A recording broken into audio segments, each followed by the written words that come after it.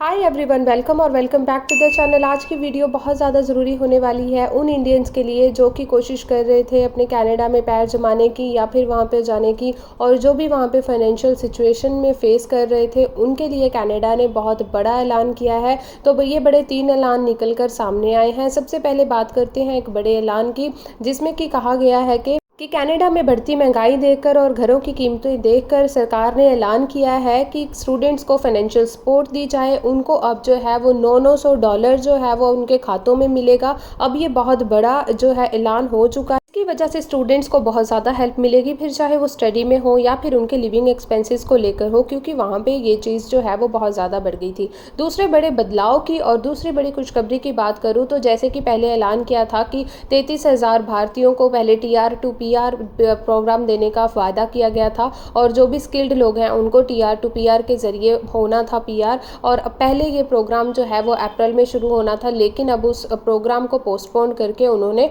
अप्रैल की जगह मई में ही पोस्टपोन कर जो है वो शुरू करने की कोशिश की जा रही है। इसकी जानकारी कनाडा की इमिग्रेशन मंत्री लीना मेंटली ने दी है, और उन्होंने ये सारी सिचुएशन जो है वो अपने ट्विटर पर जो है वो एक्सप्लेन की है। उन्होंने साफ कहा है कि 33,000 इंडियंस को जो है वो TR टू PR प्रोग्राम के तहत PR दी जाएगी। उन्होंने इसके बारे में नए प्रोग्राम्स भी अनाउंस कर दिए हैं, जिसके बारे में मैं आपको बताने वाली हूँ। इसमें सबसे पहले प्रोग्राम है वो है PNP, और दूसरा एटलांटिक प्रोग्राम और केयर गिवर प्रोग्राम। और फूड इंडस्ट्री के जो है वो लोग हैं उनको PR देने के लिए अपॉर्चुनिटीज़ खुलकर सामने आ रही हैं, और स्पेशली जो लोग रूरल एरिया में रह रहे हैं उनके लिए खास अपॉर्चुनिटी है कि उनके लिए जो है वो PR के प्रोग्राम निकल कर सामने आएंगे, क्योंकि वो ऑलरेडी रूरल एरिया में रह रहे हैं। तीसरा जो बड़ा इमिग्रेशन ने बदलाव किया है और जो बड़ी गुड न्यूज़ आई है वो उनके लिए है जो कि पूरे 2 साल जिनको रहते हुए हो गए हैं रूरल एरियाज़ में, क्योंकि कनाडा ने ये क्लियरली अनाउंस कर दिया है कि जिन लोगों के ऑलरेडी स्टडी परमिट ख़त्म हो चुके हैं या फिर वर्क परमिट ख़त्म होने की तादाद पर हैं